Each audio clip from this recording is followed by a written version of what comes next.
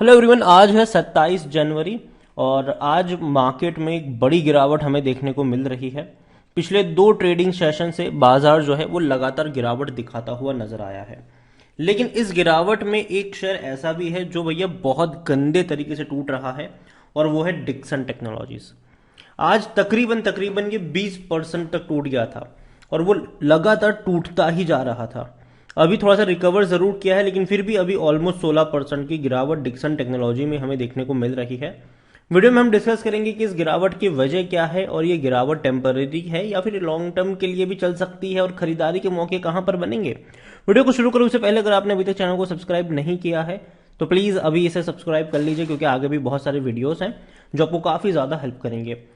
तो गिरावट आज बड़ी है, 16% अभी टूटा है लेकिन ऑलमोस्ट 20% तक आज की बहुत बड़ी गिरावट इसने दिखाई थी। एक महीने में 28% तक टूट चुका है ये। तकरीबन 4,000 रुपए से टूटकर नीचे आया है। और इवन अगर आप एक साल की भी बात करोगे तो पिछले एक साल में डिक्सन टेक्नोलॉजी में 35% जितनी गिरावट है। और जो लो बना है वो अब तक का सबसे बड़ा, मतलब एक साल का सबसे बड़ा जो लो है वो अभी बना है। 4,600 रुपए से टूट कर ये नीचे आया है और लगातार ये डाउनवर्ड ट्रेजेक्टरी में है। देखो, ऐसी गिरावट हमें पहले भी देखने को मिली जरूर थी लेकिन ये एटलीस्ट एक बेस बन गया था 3,300 रुपए के आसपास, वहां से एक बाउंस बैक दिखाया था। लेकिन इस बार की गिरावट बहुत बड़ी है।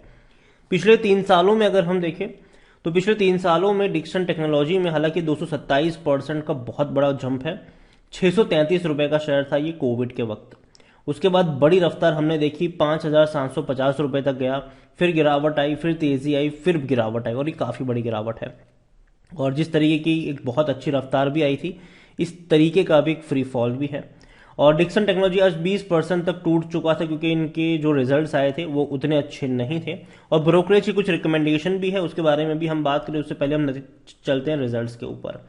तो रिजल्ट्स इनके कुछ खास अच्छे नहीं आए हैं दिसंबर क्वार्टर के। इनके जो रेवेन्यू रहे हैं वो रहे हैं 2,404 करोड़ के, जो अगर पिछले क्वार्टर से कंपेयर करो तो भी कम है, पिछले साल के क्वार्टर से कंपेयर करो तो भी कम है।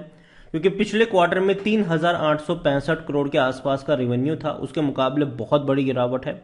और पिछले साल भी 3,075 करोड़ के आसपास का रेवेन्यू था, तो उसके मुकाबले भी गिरावट तो है ही, काफी बड़ी गिरावट है। जहां तक बात करें इनके प्रॉफिट्स की तो प्रॉफिट इनको हुआ है ऑलमोस्ट 52 करोड़ का, जो इस पिछले क्वार्टर में 77 करोड़ हुआ करता था। ठीक है, तो उसके मुकाबले काफी बड़ी गिरावट इनके प्रॉफिट में भी है। और जहां तक बात करें पिछले साल की तो 46 करोड़ का था, उसके मुकाबले थोड़ी सी तेजी आप कह सकते हो कि प्रॉफिट में हमें देखने को मिल जरूर रही है। लेकिन जो सबसे बड़ा झटका इनको लगा है वो लगा है रेवेन्यू में, क्योंकि भैया रेवेन्यू ही नहीं हुआ है इनका, रेवेन्यू ही नहीं हुआ है और ये कहीं ना कहीं इनके लिए थोड़ी सी दिक्कत वाली बात जरूर है।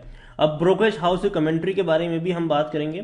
तो यहां पर सबसे पहली बात की जो गिरावट की पहली वजह है वो है डिसअपॉइंटिंग रिजल्ट्स। उसके अलावा जो रेवेन्यू गाइडेंस है उसमें भी स्लैश देखने को मिल रहा है। यहां पर अगर हम बात करें तो डिक्सन टेक्नोलॉजी क्वार्टर 3 के जो अर्निंग्स आए हैं मैनेजमेंट की तरफ से वो डिसअपॉइंटेड रहे। इवन जो मार्केट एक्सपेक्ट कर रहा था उससे भी काफी खराब रहे हैं। और देखो, Dixon has also slashed its revenue guidance which may hurt the stock in near term। कुछ वक्त के लिए स्टॉक को ये परेशान कर सकता है। However, the margin expansion seems structured and hence the profit downgrade should be lower। जो प्रॉफिट डाउनग्रेड वो थोड़ा सा लोअर होना चाहिए, इडलवाइज का कहना है। इसके अलावा अगर आप देखो तो Dixon is banking on adding 2 new clients in mobile divisions close to signing in Q4 financial year 2023 would be the key factor. देखो, कंपनी करती क्या है डिक्सन टेक्नोलॉजी, कंपनी ये करती है कि कंपनी मेक इन इंडिया का मेन चेहरा आप कह लो इसको, चाहे इंडिया में स्मार्टफोन बनाना हो या फिर इलेक्ट्रिक डिवाइस वगैरह बनाना हो, तो वो काम ये करती है। और कई सारे ग्लोबल प्लेयर के साथ कंपनी जो है वो कोलैबोरेट करके काम करती है। कई सारे बड़े प्लेयर्स इनके क्लाइंट है और उनकी डिवाइसेस हो वो ये कंपनी बनाती है यहाँ पर। हालांकि जो टारगेट है अभी भी बाइंग रेटिंग का है और 3,865 का टारगेट दिया है।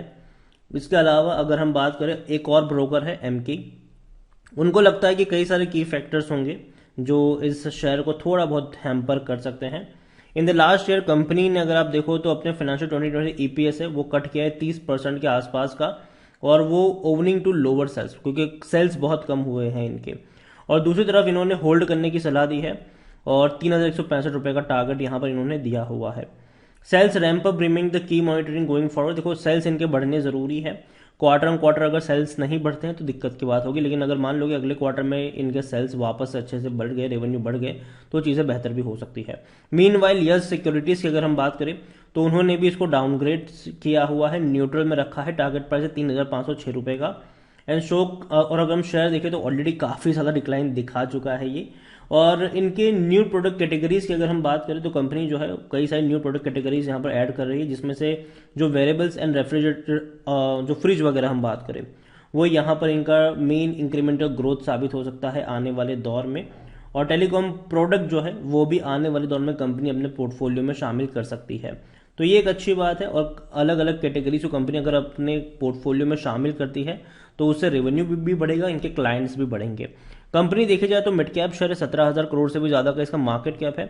अगर हम बात करें कंपनी के रेवेन्यू की तो काफ़ी कम रहे हैं ज़रूर इस बार, प्रॉफिट भी कम रहे हैं पिछले क्वार्टर के मुकाबले, और शेयर होल्डिंग पैटर्न में बड़े चेंजेस हुए हैं, उसके बारे में भी हम बात करेंगे। लेकिन उससे पहले अगर देखा जाए तो वॉल्यूम्स जो आज रहे वो 27 लाख के हैं, और ये बड़े वॉल्यूम्स इसीलिए क्योंकि इतने वॉल्यूम्स डिक्सन टेक्नोलॉजी में जनरली देखने को मिलते नहीं है, बहुत ही कम देखने को मिलते हैं। इतना ही नहीं, कंपनी को लेकर देखें तो 40% लोग according to Moneycontrol user कह रहे हैं कि बेचो और भाग जाओ, 60% लोग कह रहे हैं खरीदारी करो। मेरी क्या रिकमेंडेशन है वो भी मैं आपको वीडियो में आगे चल के जरूर बताऊंगा। लेकिन डिविडेंड कुछ खास पे नहीं कर रहा है, 2 रुपए का इसने पिछले साल पे किया था, उससे पहले 1 रुपए का पे किया था, साल में एक ही बार पे करता है।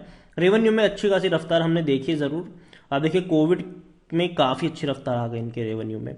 जो रेवेन्यू 2,800 3,000 करोड़ से नीचे हुआ करते थे वो 2020 में 4,400 करोड़ रहे, फिर 6,400 करोड़ रहे, फिर 10,700 करोड़ रहे। लेकिन अभी जो क्वार्टर रहा है उसमें इनका रेवेन्यू सिर्फ 2,400 करोड़ रहा, जो कि कम है। इनको अपने रेवेन्यू बढ़ाने पड़ेंगे, quarter on quarter year on year growth दिखना चाहिए और बेहतर ग्रोथ दिखना चाहिए, क्योंकि अभी अगर हम इसको कंपेयर करते हैं तो कंपनी ऑलमोस्ट 50-60% का ग्रोथ दिखाने वाली कंपनी है। कंपनी को लेकर अगर हम बात करें डिक्सन टेक्नोलॉजी में तो परफॉर्मेंस कुछ खास अच्छा नहीं रहा है, एवरेज रहा है और काफ़ी हाई वैल्यूएशन के ऊपर है, 105 का पी है।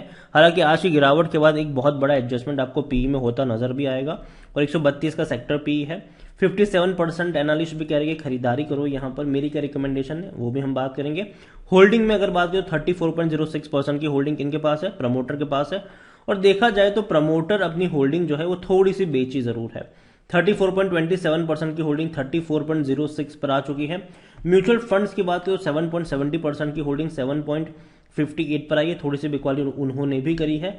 डोमेस्टिक इंस्टीट्यूशन की बात करें तो यहाँ पर खरीदारी हुई है, 10.89% की जो पहले होल्डिंग थी वो 11.33 पर आ चुकी है। लेकिन एफआईएस ने भी यहाँ पर थोड़ी सी खरीदारी भी करी है, 16.27% की होल्डिंग जो थी वो 16.67 पर आ चुकी है।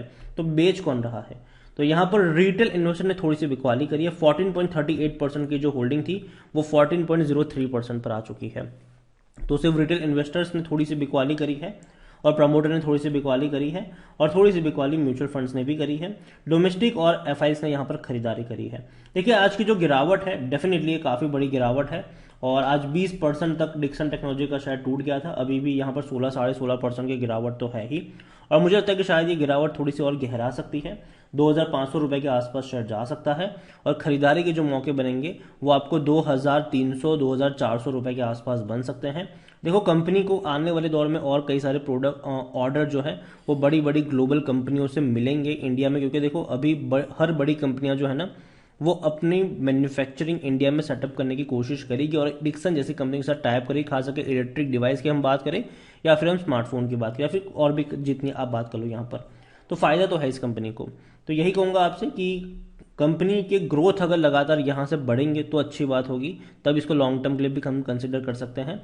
लेकिन अभी के लिए मैं इतना ही कहूँगा कि 2,300 से लेकर 2,400 का जो रेंज है वहाँ पर आपकी नज़र होनी चाहिए, और अभी खरीदारी के मौके नहीं है, बाजार थोड़ा सा पेन में ज़रूर है। लेकिन हाँ बजट अनाउंस होने वाला है, तो बजट पर भी बहुत सारी आशाएं टिकी हुई है कि बजट में क्या अनाउंस होता है यहाँ पर, तो उस चीज़ को भी याद रखिए। और जैसे ही कोई अपडेट आएगी डेफिनेटली मैं आपको अपडेट करता रहूँगा वीडियो बनाकर, तो चैनल को सब्सक्राइब करना मत भूलिएगा। वीडियो को यहीं पे एंड करूँगा, पसंद आया हो तो लाइक करो, शेयर करो, चैनल वगैरह पहली बार आए तो प्लीज़ सब्सक्राइब करें, और डिक्सन टेक्नोलॉजी के बारे में आप क्या सोचते हैं वो भी आप मुझे कमेंट में लिखकर बता सकते हैं। Thank you.